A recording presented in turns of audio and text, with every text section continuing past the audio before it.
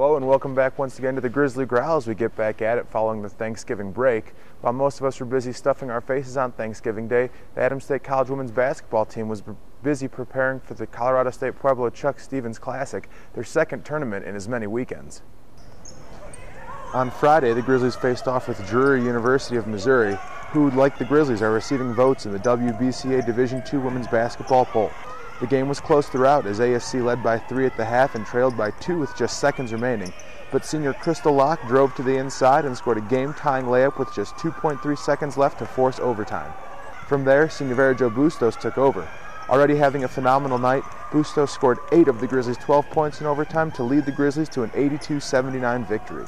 When all was said and done, Bustos put up an Adams State Division II era record 36 points in the game and hit an available history record 8 three-pointers in the contest.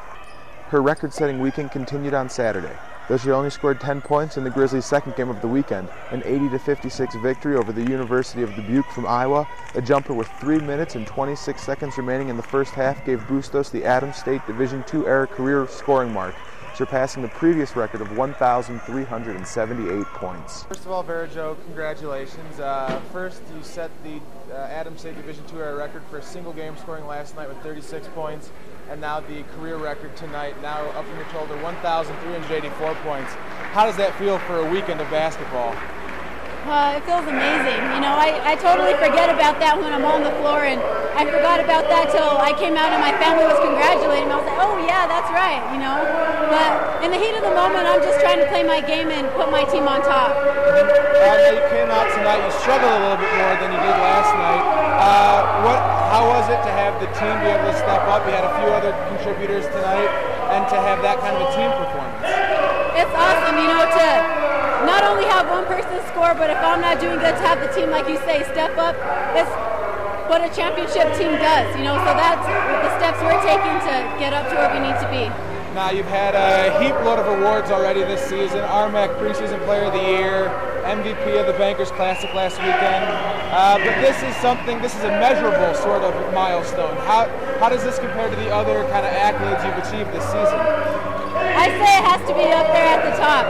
You know, to be the all-time leading scorer at Adams State has been one of my goals since I graduated high school. That was my goal wherever I went. So I'm just satisfied, not satisfied. I don't want to say that I'm glad that I got there, but I'm not satisfied. I want to keep going and keep getting better. All right, well, thank you very much and congratulations. Thanks, Scott. Bustos was named the MVP of the Chuck Stephens Classic, making it 2 straight weeks that she has nabbed tournament MVP honors, and was joined on the all-tournament team by junior Kelsey Kruger, who scored 21 points in the Grizzlies' victory on Saturday. The Adams State men's and women's basketball teams will both be on the road opening up their RMAC schedules this weekend, first at Colorado State Pueblo on Friday night, and then traveling on to UC Colorado Springs for Saturday matchups. The Grizzly women are riding a 5-game winning streak and take a record of 5-1 overall, while the men are off to their best start in over 25 years and will look to continue on their 3-0 record. I'm here right now with Shayar Lee, a junior on the basketball team. Now you guys have gotten off to a great start this season so far. You were in town practicing over Thanksgiving break. What's kind of the feeling on the team right now about this 3-0 start and having scored 100 points in your last game? Right now we're just trying to focus on conference play. We understand that winning conference road games are pretty tough, so coach has been on us, and hopefully we can respond this weekend with a couple wins. Now, Coach Wilson has been talking a lot this year about how he thinks you guys will be a good team eventually. What's your feeling about what still needs to be done for you guys to be considered a good team? I mean, the standards here have been, you know, the standards here in the past, you know, I mean, we're not really trying to live up to those. We're trying to live up to the standards that he set for us. And I mean, there's a lot of places where we can improve. And I'm looking at tape and all the other things. We see that, and we want to come in and improve every day in practice. So he pushes us every day to get there. And hopefully eventually we will, because we have, you know, some pretty high goals set for this year. And, you know, I mean, with his guidance, hopefully we'll be able to get there. Now, looking ahead at RMAC play starting this weekend and at the whole conference schedule, what is the expectation that you have of the team and the team has for itself this year? Well, we have pretty high expectations. I mean, we plan on winning the RMAC.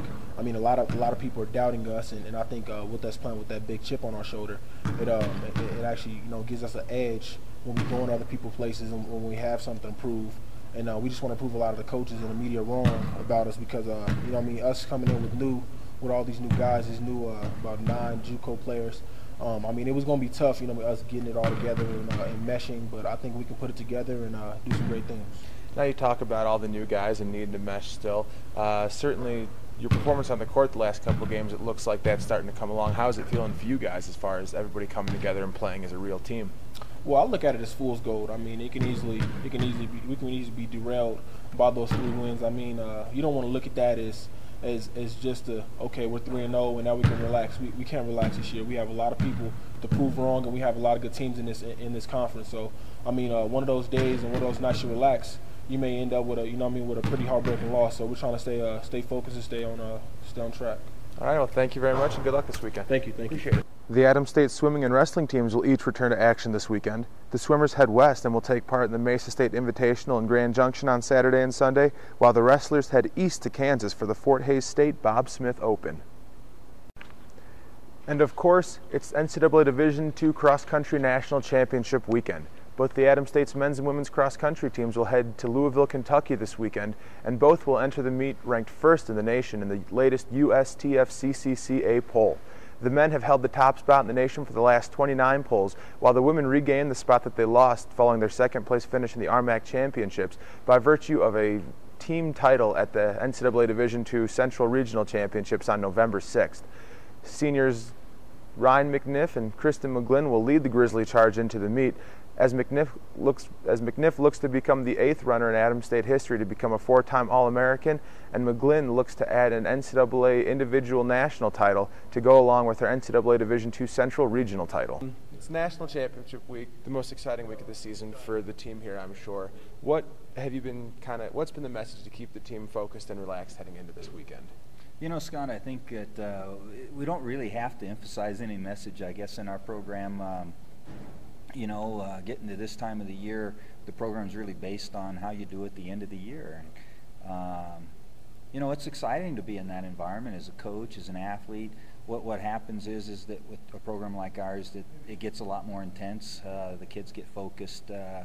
They've been focused all year, but it culminates. And so as it starts to culminate, kids get on edge a little bit. You have to, somewhat keep them, on an even till. It's been fun. It's been a real good group of kids this year. They've worked hard. We're getting healthy. They're resting up. So it's an exciting time of the year for us. I know you had a time trial last week.